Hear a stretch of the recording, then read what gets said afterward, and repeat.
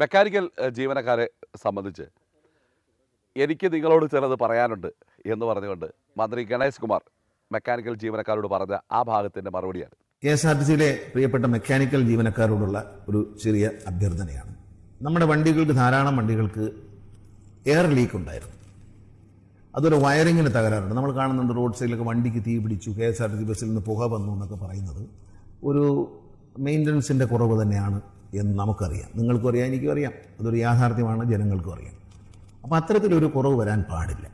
നമ്മൾ ഈ centralised workshop സംവിധാനം എല്ലാം മാറ്റി എല്ലാ സ്ഥലത്തേക്കും നിങ്ങളെ വർക്ക്ഷോപ്പിൽ സെറ്റ് ചെയ്ത് അങ്ങോട്ട് മാറ്റിയിരിക്കുകയാണ്. അപ്പോൾ ഏത് വണ്ടി വന്നാലും കൃത്യമായി ഡ്രൈവറുമായി സംസാരിച്ച് എന്തെങ്കിലും തകരാറുണ്ടോ എന്ന് നോക്കി ആ തകരാറ് നിർബന്ധമായും പരിഹരിക്കണം. ജോലി ചെയ്യുന്ന ആ ജോലിയുടെ ഭീകരത അറിയത്തില്ലാതെ വണ്ടികൾ എങ്ങനെയാണ് മെയിൻറ്റെയിൻ ചെയ്യാൻ പറ്റുന്നത്? എല്ലാ വണ്ടിയും രാത്രി തന്നെ വിടുന്നാൽ മതിയാവുമോ? ഈ മെക്കാനിക്കൽ ജീവനക്കാർ ഇത്രയും കഷ്ടപ്പാട് എന്നിട്ട് ഇവരെ ഡ്രൈവറുമായിട്ട് അടുപ്പിക്കാൻ, അപ്പം അങ്ങ് പറഞ്ഞതും അവരെ ഡ്രൈവറോട് ചോദിക്കണത്. ഡ്രൈവറെ തമ്മിൽ അടുപ്പിക്കുക. വീൽ ഡ്രം മാറാനില്ല, സ്ലാക്ക് അഡ്ജസ്റ്റർ മാറാനില്ല. പിന്നെ എന്താണ് അവിടെ ചെല്ലുമ്പോൾ രണ്ട് മുട്ടും മുട്ടിയിട്ട് വിടും. ഓക്കെ ആയി. കണ്ണീരോട് കൂടിയാണ് വിടുന്നത് എന്നോട് പറഞ്ഞിട്ടുണ്ടെന്ന് ഞാൻ ആദ്യം പറഞ്ഞല്ലോ. ഈ വണ്ടി പോയി അപകടത്തിൽ പെടുകയാണ്. അവിടെ ഡ്രൈവർ ബലിയാടാകുന്നുണ്ട്. എന്നിട്ട് ഡ്രൈവറെ മെക്കാനിക്കിനെ തല്ലിക്കുക. അപ്പോൾ ഈ ഇരുന്ന് വാചകം അടിച്ച് തള്ളി മറിക്കുമ്പോൾ ആവശ്യത്തിന് മെയിൻ്റെനൻസ് ചെയ്യുക. ഇപ്പം ലോ ഫ്ലോർ ബസ്സുകൾ കയറ്റാനുള്ള റാമ്പില്ലായിരുന്നു. നിലമ്പൂർ ഡിപ്പോയിൽ ഞങ്ങളുടെ പ്രിയപ്പെട്ട സഹോദരൻ ഷാജി ഈ റാമ്പിൽ വണ്ടി കയറ്റിയിട്ട് ഈ വണ്ടി ഉരുണ്ട് പോകുന്ന മരിക്കുകയാണ്. സാധാ റാമ്പിൽ കയറ്റുകയാണ് ഈ ലോ ഫ്ലോർ ബസ്. അവിടെ നിന്നില്ല, വണ്ടി താഴോട്ട് പോകുന്നു. അദ്ദേഹം മരിച്ചു. അപ്പോൾ ഈ വർക്ക്ഷോപ്പ് നവീകരണത്തിനായി ജൻഡ്രം പദ്ധതി പ്രകാരം കിട്ടിയ തുക പോലും പുട്ടടിച്ച മഹാരാജന്മാർ വർക്ക്ഷോപ്പിൽ യാതൊരു വിധത്തിലുള്ള നൂതന ഉപകരണങ്ങളുമില്ലാതെ, നല്ല സ്പാനറുകളില്ലാതെ, നല്ല ജാക്കികളില്ലാതെ, നല്ല ലിവറുകളില്ലാതെ പ്രാകൃതമായി രീതിയിൽ ശിലായുഗത്തിലെ മനുഷ്യരെ പോലെ ജീവിക്കേണ്ടി വരുന്ന മെക്കാനിക്കൽ വിഭാഗം ജീവനക്കാരോടാണ് അങ്ങ് വാസവദത്തയുടെ ചാരിത്ര പ്രസംഗം പോലെ ഇത് പറഞ്ഞിട്ടുള്ളത്. അത് തിരുത്തുവാൻ തയ്യാറാകണം. അങ്ങ് പറഞ്ഞത് നല്ല കാര്യമാണെങ്കിലും അങ്ങ് പറഞ്ഞ സാഹചര്യം തെറ്റിപ്പോയി, അങ്ങ് പറഞ്ഞ സമയം തെറ്റിപ്പോയി. നവീകരിച്ചതിന് ശേഷം വേണം ന്യായം വിധിക്കുവാൻ എന്നുള്ളത് സാമൂഹ്യ നീതിയാണ്. അതുകൊണ്ട് തന്നെ മെക്കാനിക്കൽ വിഭാഗം ജീവനക്കാർ അവരുടെ എല്ലാവിധ ജീവിത സാഹചര്യങ്ങളെയും മറന്നുകൊണ്ട് മാനസികമായി കലുഷിതമായ അന്തരീക്ഷത്തിൽ ഇത്തരം ഉപകരണങ്ങളോടും ഇത്തരം വാഹനങ്ങളോടും അതോടൊപ്പം തന്നെ മനുഷ്യ വിസർജ്യം ഉൾപ്പെടെയുള്ള വിസർജ്യങ്ങളോടും മല്ലടിച്ചുകൊണ്ടാണ് ജോലി ചെയ്യുന്നത് എന്നുള്ള സത്യം നേരിൽ കണ്ട് മനസ്സിലാക്കുവാൻ വേണ്ടി അങ്ങയെ എറണാകുളം ഡിപ്പോയിലേക്ക് ഹാർദവമായി സ്വാഗതം ചെയ്തുകൊണ്ട് ഞാൻ അവസാനിപ്പിക്കുന്നു. നന്ദി. ഗതാഗത മന്ത്രി ഗണേഷ് കുമാർ എറണാകുളം ഡിപ്പോ സന്ദർശിക്കുകയുണ്ടായി. അദ്ദേഹത്തോട് ഈ എറണാകുളം ഡിപ്പോയുടെ ശോചനീയാവസ്ഥ പരിഹരിക്കുവാൻ വേണ്ടി എത്തിച്ചേരണമെന്നും ആവശ്യപ്പെടുകയുണ്ടായി. അപ്പോൾ അതുകൊണ്ട് ആ കാരണം കൊണ്ടാണോ അല്ലെങ്കിൽ ഇത് കണ്ടിട്ടാണോ അദ്ദേഹം വന്നതെന്നുള്ളത് അല്ല പ്രശ്നം. ഏതായാലും നമ്മളത് പറഞ്ഞു. എറണാകുളം ഡിപ്പോയുടെ അതിശോചനീയമായ അവസ്ഥ അത് പരിഹരിക്കപ്പെടേണ്ടതാണ്. ഏതായാലും മന്ത്രി അവിടെ സന്ദർശിക്കുവാനെത്തി. വളരെ നന്ദിയുണ്ട്. ഏതായാലും അടിയന്തരമായിട്ട് പണി തുടങ്ങും. പിന്നെ ഞങ്ങളൊരു ആദ്യം ഒരു പഠനം നടത്താൻ IIT എഞ്ചിനീയർമാരൊക്കെ വരുന്നുണ്ട്. വന്നതിന് ശേഷം ഇതിനെങ്ങനെ അവർ കാണിച്ചു കൊടുത്തിട്ടുണ്ട്, അവർ വന്നിട്ടുണ്ട് IIT എന്നുള്ളത്. അപ്പോൾ അതനുസരിച്ച് നമ്മൾ ഇത് വെള്ളം ഇങ്ങോട്ട് കയറാതിരിക്കാനും ഈ തോട്ടിൽ ഇങ്ങോട്ട് കയറാതിരിക്കാൻ വേണ്ടി ഒരു റീറ്റെയിനിങ് വേണം ഉദ്ദേശിച്ചത്. നേരത്തെ ഞാൻ വരുന്നതിന് മുമ്പ് തന്നെ KSRTCയുടെ CMD ശ്രീ പ്രമോദ് ഇവിടെ വന്നു. അദ്ദേഹം ഒരു സ്കെച്ച് തയ്യാറാക്കിയിട്ടുണ്ട്. പക്ഷേ ഞാനിവിടെ വന്ന് കണ്ടതിന് ശേഷം ഫൈനലൈസ് ചെയ്യാമെന്ന് വിചാരിച്ചാണ്. ഇപ്പം MLA പറഞ്ഞു ഒരു കുറച്ച് നമ്മുടെ സ്കീമിൽ കുറച്ച് ഫണ്ട് അദ്ദേഹം തരാമെന്ന് പറഞ്ഞിട്ടുണ്ട്. പക്ഷേ നമ്മളും KSRTCയും കൂടെ ചിലവാക്കുകയാണ്. അത് നാണക്കേടാണ്. മാധ്യമങ്ങളിൽ എല്ലാ ദിവസവും മഴ പെയ്യുമ്പോൾ ഒരു നാണക്കേടാണ്. പക്ഷേ നിങ്ങളോട് എനിക്ക് പറയാനുള്ളത്, ഇതിപ്പോൾ ഈ വെള്ളം പമ്പ് ചെയ്ത് വേറെ സ്ഥലത്ത് കളയാമെന്ന് വിചാരിച്ചാൽ പ്രത്യേകിച്ച് സോഴ്സ് ഒന്നും കാണുന്നില്ല. നമ്മൾ ശ്രമം നടത്തുകയാണ്. ഇതെല്ലാം പൊക്കുന്ന അകമൊക്കെ പൊക്കി റെഡിയാക്കും. പക്ഷേ നിങ്ങളും കൂടെ എന്തെങ്കിലും ഐഡിയ പറയണം. കാരണം ഈ വെള്ളം അങ്ങ് കൊണ്ടുപോകാൻ പറ്റില്ല. അവസാനം ഇത് കഴിയുമ്പോൾ ഇത്രയും പൈസയിലാക്കിയിട്ട് വെള്ളം പൊങ്ങിയോ എന്ന് ചോദിക്കരുത്. നമ്മളൊരു ശരിയായ ഒരു സോഴ്സും ആർക്കും പറയാനില്ല. ഇപ്പോൾ പറഞ്ഞിരിക്കുന്ന റെയിൽവേ ട്രാക്കിനടിയിൽ കൂടി വെള്ളം അപ്പുറത്ത് കൊണ്ട് ഈ ചാടിക്കണമെന്നാണ് പറയാം. ഒരു പമ്പ് റെയിൽവേയുടെ അനുവാദം വാങ്ങാൻ വേണ്ടി ഞങ്ങൾ ശ്രമിക്കും. ആ കലങ്ങിനടി കൂടെ കൊണ്ടുപോകാനാണ്. കലം കൊണ്ടുപോയാൽ അടിയിൽ കൂടെ പൈപ്പ് വലിച്ച് അപ്പുറത്ത് കൊണ്ടുപോയാൽ വെള്ളം അല്ല ഇതിനെ ഒന്ന് ഷട്ടറൊക്കെ ഇവിടുത്തെ പൊളിക്കുന്നില്ല. ഇതിനെ ഈ കെട്ടണം തന്നെ ഇത് തന്നെ ഒന്ന് വൃത്തിയാക്കി എടുക്കുന്നില്ല. പൊളിക്കുന്നൊന്നുമില്ല. പൊളിക്കാനുള്ള പൈസ ഒന്നും നമ്മുടെ ഇതില്ല. ഇതിനെ അപ്പുറത്ത് വൈറ്റിലെ ഹബ് ഇത് വരുന്നുണ്ടല്ലോ, സ്മാർട്ട് സിറ്റിയുടെ ഹബ്ബ് വരുന്നുണ്ട്. അപ്പോൾ ഇതിനെ നമ്മൾ സംരക്ഷിക്കും. ആ ടോയ്ലറ്റൊക്കെ നശിച്ച് കിടക്കണം. അപ്പോൾ ആൾക്കാർ പറഞ്ഞ് അവിടെ അതെല്ലാം പൊട്ടി വീഴുകയാണ്. ഇത് ഒന്നാമത്തെ കാര്യം തന്നെ. വെള്ളം പോകാതെ വരുമ്പോൾ ഈ സെപ്റ്റി ടാങ്ക് എല്ലാം പെട്ടെന്ന് നിറയും.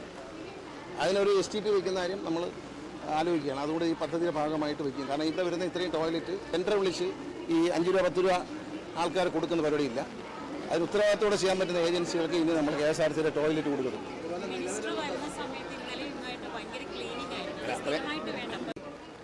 CMDയും ഒരിടത്ത് മന്ത്രിയും ഇരുന്ന് നോക്കാം. പുതിയ സ്റ്റാൻഡ് നമ്മൾ MOU ഒപ്പിട്ടുണ്ട്, ഇവിടെ സ്ഥലം കൊടുക്കുകയാണ്. പക്ഷേ അവിടെ ചതുപ്പാണ് തന്നിരിക്കുന്നത്. നികത്തി എടുക്കണമെങ്കിൽ കോടിക്കണക്കിന് വേണം. അപ്പോൾ അതൊന്ന് മാറ്റിത്തരും. എഗ്രിമെൻറ്റ് MOU ആയിട്ടുണ്ട്. അപ്പോൾ അത് ഒന്ന് പരിഹരിച്ച് തരണം. MLA MPയെ കൂടെ ചേർന്ന്. ചതുപ്പ് KSRTCയുടെ തലയിൽ വെച്ചിട്ട് സിറ്റിയിലുള്ള സ്ഥലം കൊണ്ടുപോകാൻ പറ്റത്തില്ല. അവിടെ ഒരു റീറ്റെയിനിങ് വാൾ, ആ തോട്ടിലെ വെള്ളം അഴുക്കുള്ള എടുക്കാതിരിക്കാൻ വേണ്ടി അങ്ങറ്റം വരെയും ഒരു റീറ്റെയിനിങ് വാൾ കോൺക്രീറ്റിൽ ഒറ്റ ദിവസം കൊണ്ട് തന്നെ ഫില്ല് ചെയ്ത് തരും. അതിൻ്റെ ജോയിൻറ്റ് വന്നാൽ ചിലപ്പം ലീക്ക് വരും. അപ്പോൾ ഞങ്ങൾ നേരത്തെ അത് ഡിസ്കസ് ചെയ്തിരുന്നു. അപ്പോൾ ഇപ്പോൾ സ്പോട്ട് അവർക്ക് കൊടുക്കാമെന്ന് പറഞ്ഞാൽ 12 മീറ്റർ ഉണ്ട്. അതിനിപ്പോൾ അത് മാർക്ക് ചെയ്തിട്ടുണ്ട്. അവിടെ വെച്ച് ഈ ഹൈറ്റിൽ ഒരു കോൺക്രീറ്റ് വാള് പണിയും. അപ്പോൾ അതിലൂടെ വെള്ളം ഇങ്ങോട്ട് തള്ളിക്കയറത്തില്ല. അത്രയും ഒരു ഉപകാരം കിട്ടും. പിന്നെ ഇതിൽ വരുന്ന പെയ്ത്ത് വെള്ളമെല്ലാം ഈ ചുറ്റുമുള്ള ഓട തന്നെ വൃത്തിയാക്കിയിട്ട് ഒരു സമ്പിലേക്ക് അടിക്കും. ഈ ഗ്രൗണ്ട് ഉയർത്തും. ഗ്രൗണ്ട് ഉയർത്തുന്ന വെച്ചാൽ ഇനിയും ഉയർത്തിയേ പറ്റും. റോഡ് പൊങ്ങിപ്പോയിരിക്കുകയാണ്. അല്ലെങ്കിൽ റോഡിൽ നിന്ന് ഇങ്ങോട്ട് വെള്ളം കയറാതിരിക്കാനുള്ള എന്തെങ്കിലും സംവിധാനത്തെ പറ്റി നോക്കാം. അവിടുന്ന് വെള്ളം ഇങ്ങോട്ട് വരുന്നത് തോട്ടിലെ വെള്ളം തടഞ്ഞു. ഇനിയിപ്പോൾ ആ ഇറങ്ങുന്ന ഭാഗത്ത് ഒരു ഓട പോലെ വെള്ളം ഉണ്ടാക്കിയിട്ട് അതിനകത്ത് ഗ്രില്ലൊക്കെ ഇട്ടിട്ട് ആ വെള്ളം അതിനകത്ത് ഇറങ്ങാനുള്ള എന്തെങ്കിലും. കാരണം അവിടുന്ന് വെള്ളം ഇങ്ങോട്ട് കയറും. ഇത് ഒരു പരിധി കൂടുതൽ നമുക്കിത് പൊക്കാനും പറ്റത്തില്ല. എന്നാലും പൊക്കിയേ പറ്റൂ. എല്ലാ ബസ് സ്റ്റേഷനിലും വൃത്തിയായി സൂക്ഷിക്കാനും ബസ് സ്റ്റേഷൻ്റെ ടോയ്ലറ്റുകളും പരിസരവും എല്ലാം വൃത്തിയായി സൂക്ഷിക്കാനും വേണ്ടി അതിൻ്റെ ചലഞ്ച് ഉണ്ടെങ്കിൽ തന്നെ അടുപ്പിക്കാനുള്ള ഏർപ്പാട് ചെയ്യാൻ ഞങ്ങളൊരു ഹൗസ് കീപ്പിംഗ് ഇങ്ങനെ തയ്യാറാക്കുന്നുണ്ട്. യൂണിയൻസുമായിട്ട് നടത്തുന്ന ഒരു മീറ്റിംഗ് ഹൗസ് കീപ്പിംഗാണ്. അത് വളരെ മോശമായി കിടക്കുന്ന കണ്ടീഷൻ ആയതുകൊണ്ട് ഇതെല്ലാം മാറ്റി ചെയ്യേണ്ടി വരും. ഇവിടെ ഇപ്പോൾ പുതുതായിട്ട് ഒരെണ്ണം പൊളിച്ചു പണിയാനിപ്പോൾ നമ്മുടെ കയ്യിൽ പൈസ ഇല്ല. അത് ഇതിനെ ഒന്ന് നല്ല വൃത്തിയാക്കി എടുക്കും. എവിടെ അല്ല ചതുപ്പെടുക്കാൻ പറ്റത്തില്ല. കണ്ടിട്ട് പൊക്കിയാൽ IB പണിത് ആ കെട്ടിടം നശിച്ച പോലെ നശിക്കുക. അതിൻ്റെ ആ എഞ്ചിനീയറെ കുഴപ്പമാണ്. അവർ സർവീസിൽ നിന്ന് പുറത്തായി. പക്ഷേ എന്നാൽ പോലും അതൊരു വലിയ നഷ്ടമാണ്. കാരണം പ്രത്യേകം ഒരു ഐഡിയ ഒന്നും ഇല്ലാതെ ഇത് പണ്ട് കോർപ്പറേഷൻ മാലിന്യങ്ങൾ തട്ടി ഉയർത്തിയെടുത്താണ് ആ സ്ഥലം. അവിടെയാണ് ശരിയായ ഒരു ബേസ്മെൻറ്റ് കൊടുക്കാതെ അത് പണിതുകൊണ്ടാണ് അത് ഇരുന്ന് പോയത്. അപ്പോൾ വിജിലൻസിൻ്റെ ഒരു എൻക്വയറി ഉണ്ട്. അപ്പോൾ വിജിലൻസ് എൻക്വയറിക്ക് ബഹുമാനപ്പെട്ട മുഖ്യമന്ത്രി കത്ത് കൊടുത്തിട്ടുണ്ട്. ഇത് വിജിലൻസിനെ ഒന്ന് ആവശ്യം കഴിഞ്ഞെങ്കിൽ ഞാൻ വിജിലൻസ് ADGPയോട് സംസാരിച്ചിട്ടുണ്ട്. DGPയോട് അദ്ദേഹത്തോടും വിജിലൻസ് ഡയറക്ടറോട് പറഞ്ഞ് അവരെ ആവശ്യം കഴിഞ്ഞെങ്കിൽ ഇത് പൊളിക്കാനുള്ള അനുമതി. കാരണം നമുക്കിത് അവരെല്ലാം തെളിവെല്ലാം എടുത്തു കഴിഞ്ഞാൽ അവരൊരു കത്ത് തന്നാൽ നമുക്കിത് പൊളിക്കാം. കാര്യങ്ങൾ നേരിട്ട് കണ്ട് ബോധ്യപ്പെടുവാനും മനസ്സിലാക്കുവാനും സാധിച്ചു എന്നാണ് ഞാൻ കരുതുന്നത്. പക്ഷേ മന്ത്രി വരുന്നതിന് തൊട്ട് തലേന്ന് ആ 2 ദിവസം കൊണ്ട് ആ പരിസരങ്ങൾ മുഴുവൻ വൃത്തിയാക്കുകയും അതിഗംഭീരമായിട്ടുള്ള ഒരു നവീകരണ യജ്ഞം അവിടെ നടക്കുകയുണ്ടായി. അവിടെ മന്ത്രിയുടെ ഈ കാര്യം ഒരു മാധ്യമ പ്രവർത്തകൻ ചോദിക്കുന്നുണ്ട്. ഈ അങ്ങ് വരുന്നതിന് മുൻപ് എന്നാലും വൃത്തിയാക്കിയല്ലോ എന്നുള്ളൊരു മനോഭാവമാണ് അദ്ദേഹം പറയുന്നത്. അപ്പോൾ മന്ത്രി ആ പറയുന്ന ഭാഗത്ത് എറണാകുളം ഡിപ്പോയുടെ കാരക്കാമുറി ആ വണ്ടി പാർക്ക് ചെയ്യുന്ന ആ ഭാഗത്ത് ആയിട്ടുള്ള ഒരു കെട്ടിടത്തിൻ്റെ കാര്യം പറയുന്നുണ്ട്.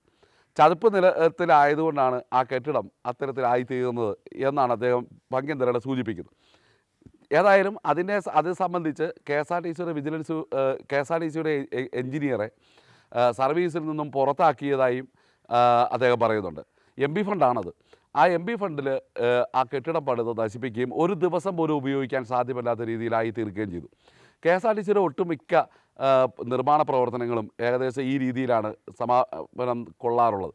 ഏതായാലും മന്ത്രി പറഞ്ഞതിനകത്തുള്ള ഗുരുതരമായ ഒരു അപകട സൂചന നൽകുന്നത് ഇത് ടെൻഡർ വിളിച്ച് 5 രൂപ 10 രൂപ ഉള്ള ക്രമത്തിന് കൊടുക്കാൻ ഉദ്ദേശിക്കുന്നില്ല എന്നും ഒന്നിച്ച് ആർക്കെങ്കിലും ഇത് ഏൽപ്പിക്കുകയാണെന്നുള്ളതുമാണ്. അപ്പോൾ സ്വാഭാവികമായിട്ടും അത്തരത്തിലുള്ള പ്രവർത്തനങ്ങൾ വരുമ്പോൾ ടെൻഡർ വിളിക്കാതെയുള്ള നടപടിക്രമങ്ങളുമായി ബന്ധപ്പെട്ട് വരുമ്പോൾ ഇതിനകത്തുണ്ടാകാവുന്ന വ്യാപകമായിട്ടുള്ള അഴിമതിയെക്കുറിച്ച് നമുക്ക് ഒരാശങ്കയുണ്ട് എങ്കിലും എറണാകുളം ഡിപ്പോ നവീകരിക്കപ്പെടുന്നു എന്നുള്ളത് യാത്രക്കാർക്കും ജീവനക്കാർക്കും ഒരേപോലെ തന്നെ സന്തോഷകരമായൊരു കാര്യമാണ്. ഏതായാലും ബഹുമാനപ്പെട്ട മന്ത്രി അവിടെ സന്ദർശിക്കുവാൻ കാണിച്ച മനസ്സിന്, എന്നാൽ അവിടെ സന്ദർശിച്ചു, ജീവനക്കാർ കിടക്കുന്നിടത്തേക്ക് തിരിഞ്ഞു നോക്കിയില്ല എന്നുള്ളൊരു പരാതിയുണ്ടെങ്കിലും അവിടെ സന്ദർശിച്ചതിൽ വളരെയധികം നന്ദി. ഉടൻ തന്നെ ഇതിൻ്റെ നവീകരണ പ്രവർത്തനങ്ങൾ പറഞ്ഞതുപോലെ തന്നെ ആരംഭിക്കും എന്നാണ് പ്രതീക്ഷിക്കുന്നത്. നന്ദി.